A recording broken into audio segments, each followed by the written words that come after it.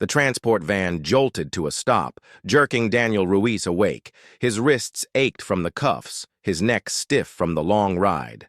Outside, through the narrow slits in the metal door, the sky was the dull color of ash. The guard's voice was flat. "Welcome to Stonemount Correctional."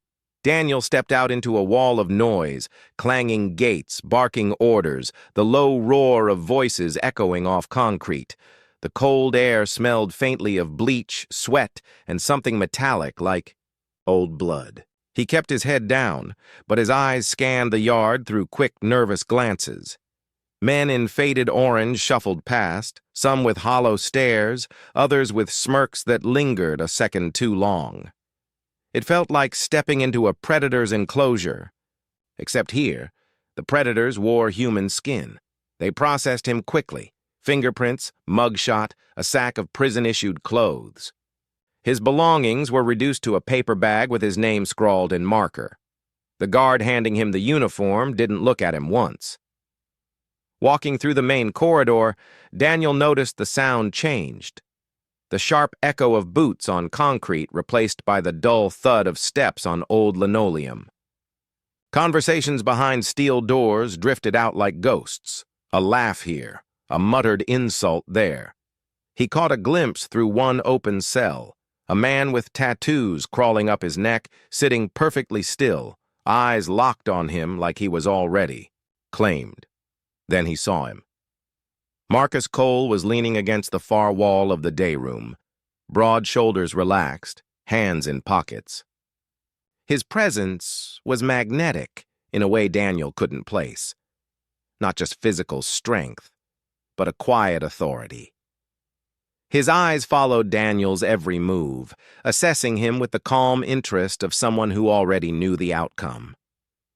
Daniel looked away, but the image burned into his mind. The guard escorting him grunted, "Cell B14, keep your head down." Inside, the cell was barely big enough for the narrow bunk, stainless steel toilet, and a shelf with graffiti etched into its surface. The walls seemed to hold the stale breath of every man who'd been locked there before him. Daniel sat on the lower bunk, hands clasped, trying to steady his breathing. He told himself he'd survive by keeping to himself, serving his time quietly. No trouble, no ties. But in the pit of his stomach, that vow already felt fragile. The evening came fast, in prison. The yard was emptying when Daniel went to get his dinner tray. He caught Marcus watching him again. Same stillness, same unblinking gaze. Only this time, Marcus's mouth curled into something that wasn't quite a smile. It was a look that said, "I see you." Back in his cell, Daniel pushed the tasteless food around his tray without eating. Outside, voices grew louder. Somewhere down the hall, a fight broke out. Shouts, the dull thud of fists, the sharp bark of a guard's order. Daniel sat frozen, listening to the chaos until it faded. When the lights dimmed for the night, he lay awake, staring at the underside of the bunk above him. Sleep wouldn't come. The sound of footsteps in the hall kept him on edge. He thought of Marcus, the way his gaze seemed to strip away every layer of caution. Daniel didn't know it yet, but before the week was over, that man would make him. An offer he couldn't refuse, an offer that would seal his fate. Daniel kept to himself for the next few days, speaking only when necessary, eating in silence, and avoiding eye contact in the yard. But in prison, invisibility was a luxury no one truly had. Someone was always watching. On his fourth day, the watching became personal. It happened in the laundry room, a narrow, humid space where steam clung to the walls and the machines groaned like tired beasts. Daniel was folding prison-issue shirts when a shadow fell across the table. Marcus Cole. Up close, he seemed even larger than Daniel remembered. Thick arms inked with faded tattoos, eyes sharp but not unkind. He didn't waste time on small talk. "You got people in here looking out for you?" Marcus asked, voice low but steady. Daniel shook his head. "Don't need anyone looking out for me." Marcus's mouth twitched, not quite a smile. Everyone needs someone in here. He leaned against the table, his presence filling the space. I've seen how you keep to yourself. That's good, but it won't last. Someone will test you, and when they do, you'll want to have me standing in the way. Daniel kept folding shirts, pretending to focus. And what do you want for that? Marcus didn't hesitate. Loyalty. That's all? The way he said it made Daniel's skin prickle. Loyalty in prison didn't mean friendship, it meant ownership. I'm fine, Daniel replied. Marcus studied him for a long moment, then pushed off the table. Think about it. Protection's a currency here. You pay in one way or another. He walked away without looking back, but Daniel knew it wasn't the end of the conversation. That night, Daniel lay awake, listening to the sound of someone being dragged down the hall by guards, a muffled cry, the metallic rattle of keys, the slam of a door. He thought of Marcus's words. Protection wasn't just an offer. It was a necessity. The next day, the necessity became clear. In the lunch line, a tall, wiry inmate named Rizzo cut in front of Daniel, knocking the tray from his hands. The metal clatter drew laughter from a nearby table. Daniel bent to pick it up, but Rizzo's boot landed hard on his hand, pinning it to the floor. Careful where you walk, new fish, Rizzo said. Before Daniel could react, Marcus was there. He didn't raise his voice. He didn't need to. Move your foot. Rizzo glanced up, smirk fading. After a beat, he stepped back and walked away without another word. Marcus bent down, picking up Daniel's tray. Told you. You need someone. Daniel's pulse was still racing. And the price? Marcus's eyes locked on his. Just stick close, don't cross me, and don't say no when I ask for something. There was no menace in his tone, but there didn't need to be. Daniel understood. By evening, Daniel found himself sitting at Marcus's table during chow. They didn't talk much, but Marcus's mere presence kept other eyes from lingering too long. When the lights went out, Marcus appeared at the doorway of Daniel's cell, leaning casually against the bars. Come by tomorrow night. We'll talk. Daniel hesitated, but curiosity, and something else he couldn't name, made him nod. Marcus smiled faintly. Good. You'll see, I take care of my own. He walked away, leaving Daniel with a feeling that was equal parts relief and unease. He had just accepted the kind of offer that came with invisible chains. What Daniel didn't realize was that those chains would soon pull him into a place far darker than he could imagine. A place where trust and desire blurred into something dangerous. The next night, Daniel stood outside Marcus's cell, hands tucked into the pockets of his prison-issue pants, pulse ticking faster than he wanted to admit. The corridor hummed with the distant clatter of metal doors and the muffled voices of men settling in for the night. Marcus sat on the lower bunk, leaning back against the wall as though he'd been expecting Daniel all evening. He motioned for him to step inside. The door clanged shut behind them, sealing them into a space barely big enough for two men to stand without touching. The air was heavy, smelling faintly of disinfectant and the musk of bodies that had been locked in too long. Sit, Marcus said. His voice wasn't a command, but it carried the weight of one. Daniel lowered himself onto the edge of the bunk, trying to keep his shoulders relaxed. I told you I take care of my own, Marcus began. That means keeping you safe from the wrong people, but it also means you don't keep secrets from me. Daniel frowned. What kind of secrets would I have? Marcus's gaze lingered on him for a moment, sharp and assessing. Everyone's got something, out there or in here. Doesn't matter. In here, truth keeps you alive. They talked in low tones, their words weaving between small details about life in the block and unspoken rules Daniel hadn't yet learned. Marcus explained who to avoid, which tables in the cafeteria were claimed, and how quickly alliances could turn to bloodshed. But beneath the practical advice was something else. a slow, deliberate drawing in. Marcus's voice softened, and the distance between them seemed to shrink without either of them moving. At one point, Marcus reached out, fingers brushing the inside of Daniel's wrist. The touch was brief, almost casual, but it carried an unspoken promise. Daniel felt the heat rise in his face, unsure if it was from discomfort or something more dangerous. "You don't have to be alone in here," Marcus said quietly. "Not unless you choose to be." Daniel swallowed hard. "And if I don't?" "Then you're with me. Simple as that." It wasn't a question, and it wasn't an offer in the ordinary sense. It was a statement of fact, wrapped in the illusion of choice. The conversation drifted after that, but the air between them had shifted. Marcus handed Daniel a pack of instant coffee, contraband by the looks of it, and told him to keep it hidden. "Little things like this go a long way. People see you've got something worth taking. They'll think twice if they know it's mine." When Daniel finally stood to leave, Marcus stopped him at the door. "One more thing," he said, his voice low enough that it barely carried over the hum of the tier. "I'm positive." Daniel froze, unsure he'd heard correctly. "Positive?" "HIV," Marcus said plainly. "Had it for years. Doesn't change a thing, just means I take my meds." The words hung between them, heavy and immovable.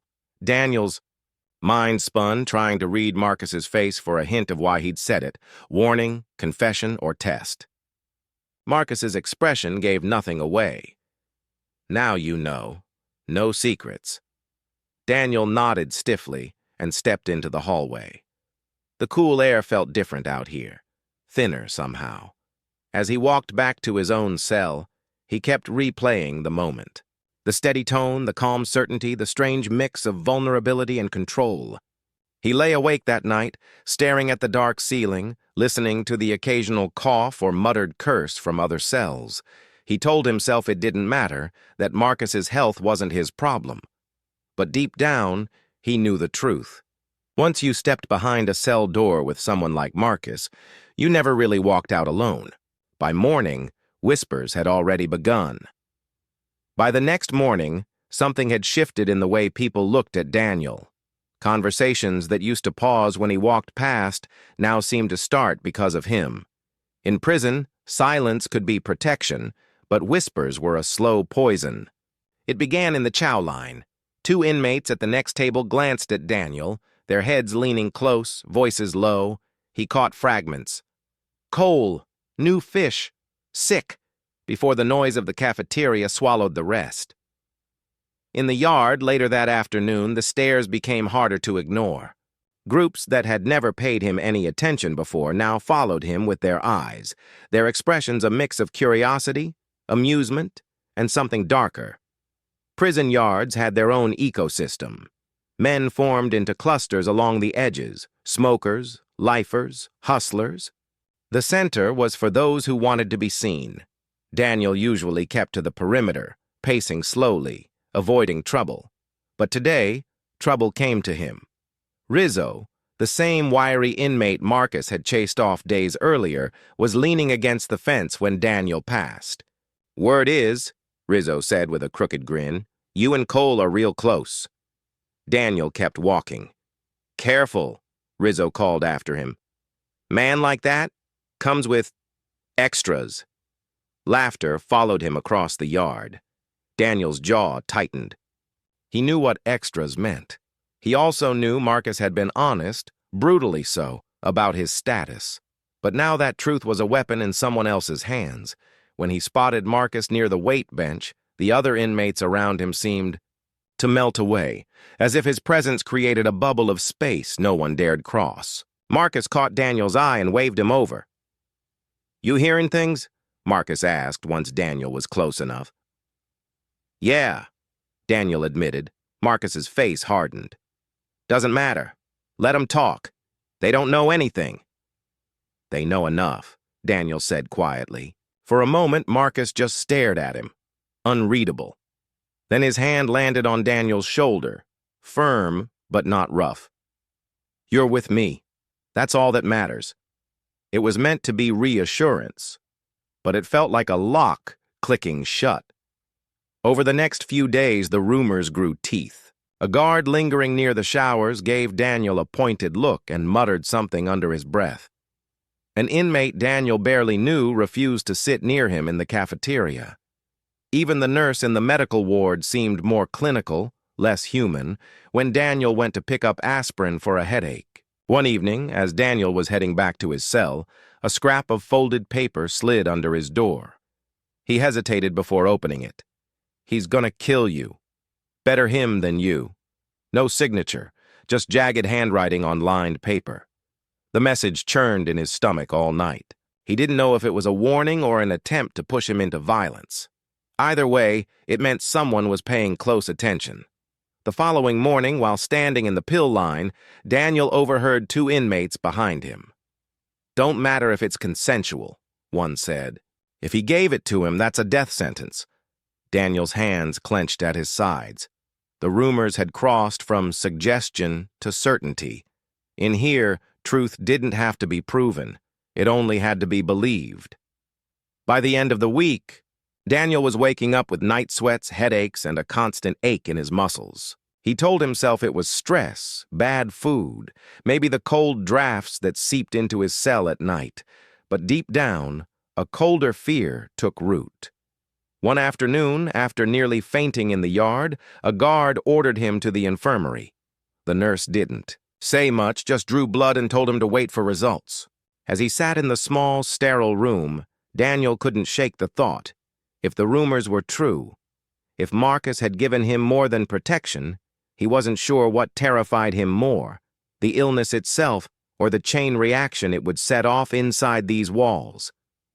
The infirmary smelled of antiseptic and something faintly sour, like sweat trapped in old linens. Daniel sat on the edge of the metal exam table, hands clasped between his knees. The paper covering crinkled beneath him every time he shifted. The nurse, a woman in her 40s with tired eyes, prepped the needle without looking at him. "Roll up your sleeve." Daniel obeyed, his skin prickling with the cold swipe of an alcohol pad. "This just routine?" he asked, his voice low. Her gaze flicked to him briefly. "Doctor's orders. We've had a few flu cases going around. You've been on the list." She didn't say it like she believed it. The needle slid in with a sharp sting, filling the vial with dark red. Daniel watched the tube fill, his stomach tightening. "When do I get the results?" "In a few days." She capped the vial, labeling it with neat handwriting. "If it's anything urgent, we'll find you sooner." Her tone was meant to be neutral, but the way she avoided his eyes told him she already suspected something. Back. In his cell, the waiting began. Time in prison was already slow, but now each minute dragged with an extra weight. Every cough, every ache in his body felt like proof. At night, he woke drenched in sweat, his mind replaying Marcus's quiet confession. "I'm positive." Marcus noticed the change almost immediately. "You're jumpy," he said one afternoon in the yard. "I'm fine," Daniel lied. Marcus stepped closer. "Don't lie to me." Daniel met his gaze, the urge to tell him about the test pressing against his chest. But something stopped him. He didn't want to give Marcus the satisfaction of knowing he might be right. Days passed. Each time the guards called his name, for mail or movement, his heart jumped, expecting the infirmary to summon him. And each time, it was something else. The yard felt smaller now. Conversations cut off when he approached. Even the men who'd once been openly hostile now kept their distance, as if afraid of catching something by proximity. It was the kind of fear that could turn into violence without warning. On the third night, Daniel was jolted awake by the rattle of his door. A guard stood there, flashlight beam cutting across his face. "Medical. Let's go." The walk to the infirmary was silent. Inside, the nurse was waiting with a man in a white coat, the prison doctor. His expression was clinical, but there was a faint shadow in his eyes, as if he knew the weight of what he was about to say. "Mr. Ruiz," the doctor began. Your tests came back. He paused, glancing at the chart. You've tested positive for HIV. The words hit Daniel like a physical blow. His mouth went dry. The hum of the fluorescent light above seemed deafening. We'll start you on antiretroviral medication immediately, the doctor continued, his tone rehearsed. You'll need to come in regularly for checkups. The nurse will explain how to take the medication. Daniel barely heard the rest. His mind was somewhere else. Back in Marcus's cell, the brush of fingers on his wrist, the low voice promising protection. When the nurse pressed a small packet of pills into his hand, Daniel stared at it without moving. She lowered her voice. You should take care of yourself, and be careful who you trust in here. Back in his cell, Daniel sat on the lower bunk, the pills resting in his palm. He felt hollow, like the air had been drained out of him. Across the tier, Marcus stood in his doorway, watching. His eyes were steady, unreadable. Then, slowly, he smiled. Daniel clenched his fist around the pills. Tomorrow he would confront him. And when he did, it wouldn't be about protection anymore. It would be about the truth. He lay on the lower bunk, staring at the shadowed ceiling while the sounds of the prison night drifted in. The clang of distant gates, the muffled cough of an inmate, the heavy footsteps of a patrolling guard. Every sound seemed sharper now, every second stretched thin. By morning, his hands wouldn't stop trembling. It wasn't from the cold. Marcus found him in the day room, sitting at a corner table with untouched coffee. He approached like a man who already owned the space. Easy stride, eyes locked on his target. You look like hell, Marcus said, sliding into the seat across from him. Daniel kept his voice low. I got my results. Marcus didn't flinch. And Daniel's hands curled into fists on the table. You knew you were positive, and you didn't tell me until it was too late. I told you, Marcus said evenly. You just didn't listen. That's not the same as a warning. Daniel's voice rose despite himself, drawing the attention of a few nearby inmates. You didn't give me a choice. Marcus leaned forward, his voice dropping to a dangerous calm. Choice? You think there's choice in here? Everything's survival. And I kept you alive. I kept them off you. You're welcome. Daniel's stomach churned. You kept me alive so you could own me. For the first time, something flickered in Marcus's eyes. Not guilt, but a sharp flash of irritation. You're with me now. That means something. It means we're bound. Nothing can break that. Daniel stood abruptly, the chair legs scraping against the floor. You didn't bind me. You poisoned me. A hush spread across the day room. Conversations paused, eyes turned. Confrontations like this were currency in prison. Everyone wanted to see who'd win. Marcus stood too, slower, deliberate. He stepped into Daniel's space until their faces were inches apart. Careful what you say. People will start to think you're ungrateful or weak. Daniel's heart pounded, but he didn't back away. Let them think what they want. I'm done being yours. The tension was a live wire between them, every inmate watching to see if sparks would fly. But Marcus only smirked, a slow, knowing curve of his lips. You can walk away, he said, but you can't outrun it. I'm in your blood now, forever. The words hit Daniel harder than a punch. They were a promise and a threat, wrapped together. Before he could respond, a guard's voice cut through the air. Break it up! Move along! Marcus took a step back, his smirk still in place, then turned and walked away without another word. Daniel stood there for a moment, the noise of the day room slowly resuming around him. The adrenaline was still coursing through his veins, but beneath it was something colder. The realization that Marcus wasn't going to let go, no matter what he said that night. Daniel sat in his cell replaying the confrontation. He should have felt stronger for standing up to Marcus, but instead he felt exposed. Everyone had seen it. Everyone knew. When lights out came, he lay in the dark, listening for Marcus's footsteps, half expecting him to appear at his door. But the hours passed without incident. It wasn't Marcus who came for him next. It was someone else. The following afternoon, while Daniel was scrubbing trays in the kitchen, Officer Kane approached. He was a tall man with a lined face and a voice like gravel. "Ruiz," Kane said quietly, glancing around to make sure no one was listening. "We need to talk, privately." Daniel frowned. "About what?"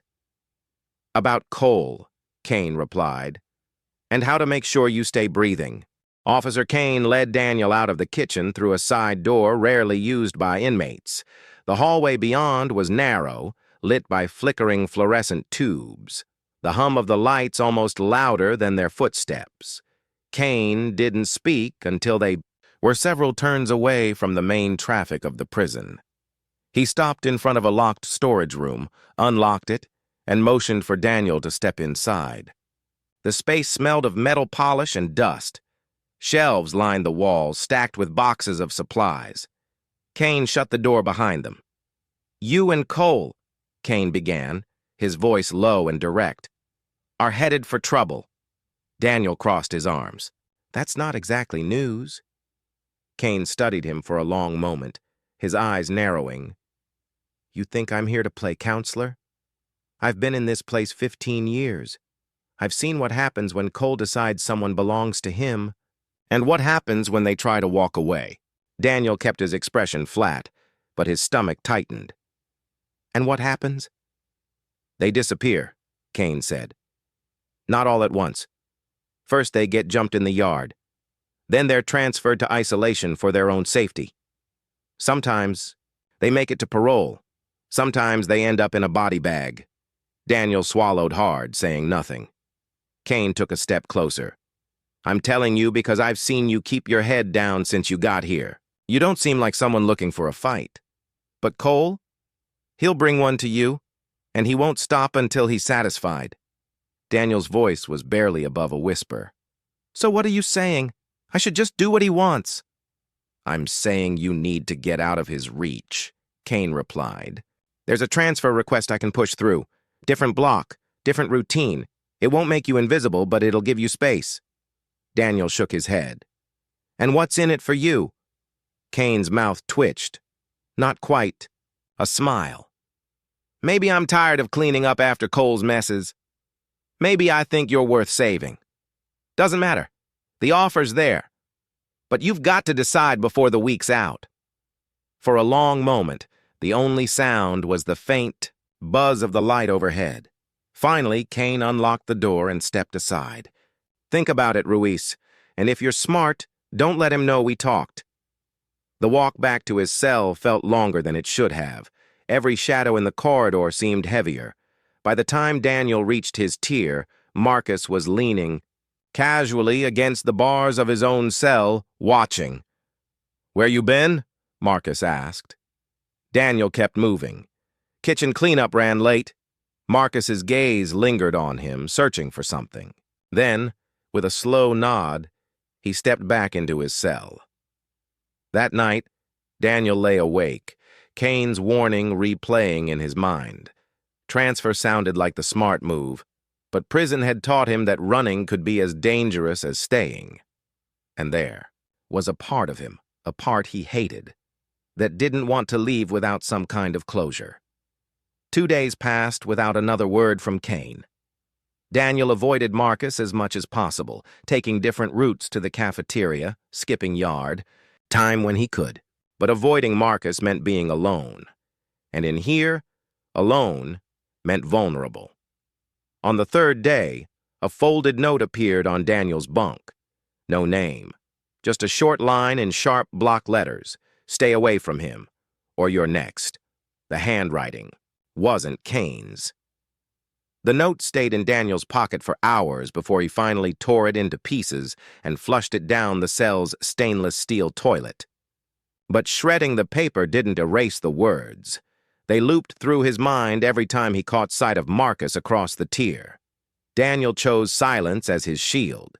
He stopped making small talk in the chow line, skipped recreation, and kept his eyes on the floor when walking past other inmates. Even in the shower block, he kept his head down, moving quickly, avoiding conversation. The prison's noise, shouts, clanging doors, guards barking orders, blurred into a dull background hum. Time lost its sharp edges.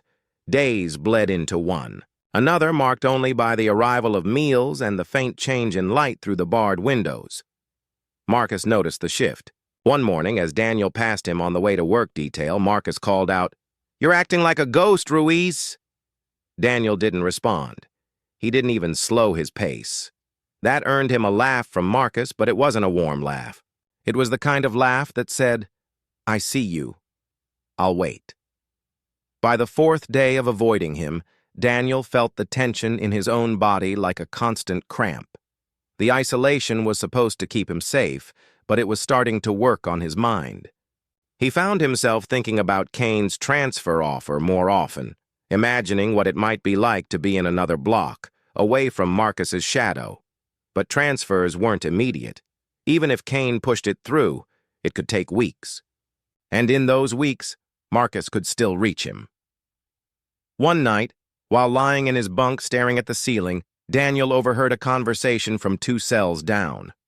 The voices were low, but the words were unmistakable. "Cole's pissed. Says Ruiz has been acting different." Different how? Like he knows something. Like he's hiding.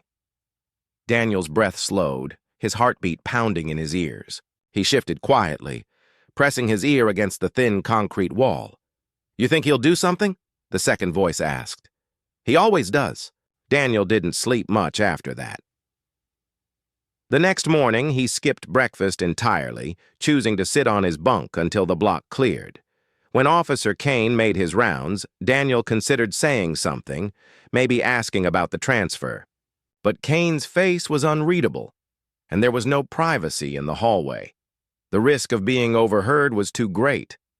The silence grew heavier with each passing day.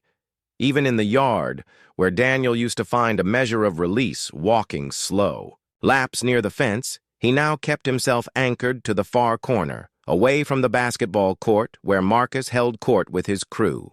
The yard wasn't freedom anymore. It was just another stage where eyes could find him. On the 7th day, Daniel sat at his bunk after evening head count, staring at his own hands. His fingernails were chewed down, his knuckles ached from clenching. Fists in his sleep. He realized he hadn't heard his own voice, not even a whisper, in nearly 48 hours. That was when the knock came. It wasn't on the door. The bars didn't allow for that. But on the concrete wall just to the left of his head. 3 taps. A pause, then 2 more.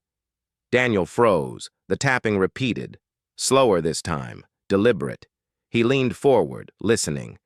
A voice, low and muffled, slipped through the wall. "You can't hide forever." It wasn't Kane's voice, and it wasn't a threat shouted for the block to hear. It was personal, targeted. Daniel lay back on the bunk, forcing his breathing to stay even. The sound of footsteps moved away down the tier, but the words hung in the air like the stale smell of prison sweat. In the quiet that followed, Daniel realized something terrifying. Silence wasn't protecting him anymore. It was just making it easier for someone to close in. The taps on the wall had stopped, but the echo of those words, "You can't hide forever," stayed with Daniel like a fever that wouldn't break. Every creak of the tier, every shuffle of boots, every low laugh made his shoulders tense. By the 3rd day after the message, the silence was no longer a choice. It was a cage inside a cage. Daniel found himself pacing his cell in tight circles, running a palm over the stubble on his jaw until his skin burned. He told himself to stay calm, to wait for Kane's transfer, but each night, lying awake, the thought that Marcus might act, before the paperwork cleared, dug deeper into his mind. That morning, breakfast was a blur. Daniel barely tasted the powdered eggs and rubbery toast. In the chow hall, he felt Marcus's gaze like heat on the back of his neck. He didn't turn around, not even when Marcus called his name in a voice that was almost casual. But casual wasn't real in here. Nothing was casual. When the line moved out, Daniel walked faster, trying to slip back to his cell before the crush of bodies spread into the tier. He almost made it. Almost. A hand caught his arm, fingers clamping down hard enough to bruise. "Marcus, you think you're smart?"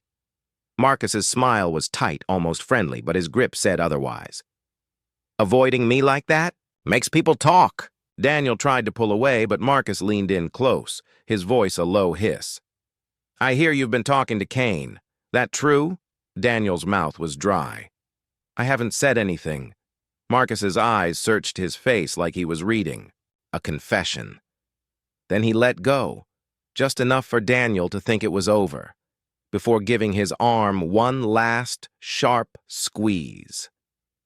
"If I find out you've been lying..." He didn't finish the sentence. He didn't have to. The rest of the day passed in a haze. Daniel kept expecting Kane to appear, to give him a sign that the transfer was ready, but Kane didn't show on the afternoon rounds. By evening, Daniel's thoughts were spiraling. The real breaking point came during night count. As the guards moved down the tier, Marcus shouted something from his cell. Daniel didn't catch the words, but the rest of the block did. Laughter rippled through the darkness. Someone banged on their bars. Another voice yelled, "Better watch your back, Ruiz!" The sound was a living thing, bouncing off the walls, growing louder until Daniel's pulse roared in his ears. He gripped the edge of his bunk, knuckles white, every muscle trembling. Something snapped. When the lights dimmed for lockdown, Daniel didn't lie down. He stood at the bars, breathing hard, staring across the tier at Marcus's shadow in his cell. For the first time in days, he didn't look away. Marcus noticed. Even from a distance, Daniel could see the smirk spreading across his face. Marcus lifted his chin in a slow nod, as if accepting a challenge neither of them had spoken aloud. Daniel sat back on his bunk, heart pounding. His hands itched to do something, anything, to end this constant pressure. But acting too soon could get him killed. Acting too late could get him killed too. In the dark, he realized that the worst part wasn't fear. It was knowing he couldn't trust anyone, not Kane, not the other inmates, not even himself to keep from breaking, and yet something in him had shifted. The quiet submission of the last week was gone. He wasn't just waiting anymore. Somewhere, between that knock on the wall and Marcus's smirk tonight, Daniel had crossed a line. He didn't know if it meant survival or disaster, but he knew one thing with absolute clarity. The next time Marcus came close, Daniel wasn't going to walk away. The air in the cell block that night felt heavier, as if the walls themselves were holding their breath. It had been 2 days since Daniel locked eyes with Marcus across the tier, and nothing had happened. Not a word, not a shove, not a whispered threat. That was worse than the shouting. The stillness meant planning, and planning meant danger. The evening had settled into its usual monotony. Muffled conversations, the distant clatter of trays being collected, the low hum of fluorescent lights that never quite went out. But beneath the routine, there was an undercurrent, a vibration Daniel could feel in his chest. Something was coming. He was sitting on the lower bunk, head bowed, when the first sound reached him. Not the usual banter or arguments from the yard, but the quick, sharp rhythm of boots. On concrete, heavy, determined. The count was over. The guards had pulled back to the far end of the tier, which meant whatever was happening now wasn't official. Daniel stood, his hands curling into fists before he even realized it. A shadow passed in front of his cell, then another. He caught the glint of something metal, quick and fleeting in the dim light. He didn't have time to think. The noise erupted fast, a scuffle, the thud of bodies hitting the floor, a grunt choked off halfway through. It was happening near the showers, just beyond the blind spot the cameras never caught. The perfect place. Daniel's instincts screamed at him to stay put, but his feet moved anyway, carrying him to the bars where he could see slivers of motion. Between the gaps. Marcus was there. He was on his knees, one hand clutching at the wrist of the man in front of him. The other man, taller, wiry, had something in his fist. A shank. Its edge caught the weak light as it rose and fell, each thrust met with a wet, sickening sound. Daniel's stomach twisted. The taller man's face was obscured by the shadows, but the precision of his movement said this wasn't rage. It was a job. Marcus's struggles grew weaker. A cough, wet and gurgling, broke the rhythm of the stabs. Then silence. The man stood, breathing hard, and for a moment just looked down at Marcus's crumpled body. Then he knelt, wiped the blade on Marcus's shirt, and disappeared into the dark beyond the showers. Daniel stepped back from the bars, heart slamming against his ribs. He didn't shout for the guards, didn't move. He knew better. In here, the first to yell was the first to die next. It was 5 full minutes before the alarm went off, a shrill metallic wail that rattled the block. Doors slammed open, boots thundered, voices barked orders. When the guards finally dragged Marcus's body out, Daniel forced himself to keep his face blank. The wound patterns were clear even from where he stood. Chest, abdomen, neck. Whoever had done it made sure there was no coming back. The rest of the night was chaos. Every inmate was locked down, questioned, searched. Daniel said nothing. So did everyone else. But he couldn't shake one detail. When Marcus fell, his eyes had found Daniel's, not with hate, not even with fear, but with a kind of realization, like he'd understood something in those final seconds that Daniel still didn't. As the block fell into an uneasy silence again, Daniel sat back on his bunk, staring at the wall. Marcus was gone, but that didn't feel like an ending. It felt like a beginning, and deep down, Daniel knew the next move wasn't going to be his. The smell of bleach still clung to the air in the cell block. It was the kind of scent that should have meant cleanliness, but here, it only meant one thing. Someone had been killed, and the staff was scrubbing away the evidence as if it could erase what everyone had seen. 3 days had passed since Marcus's murder. The prison was quieter, but not calmer. Every conversation in the yard was softer, coded, careful. No one wanted to be caught on the wrong side of whatever came next. Daniel had kept his head down, following the unspoken survival rules. Don't ask, don't talk, don't look too long. But silence didn't mean safety. On the 4th morning, Officer Raines came for him. "Walk," Raines said, his voice low, clipped. Daniel didn't ask where they were going.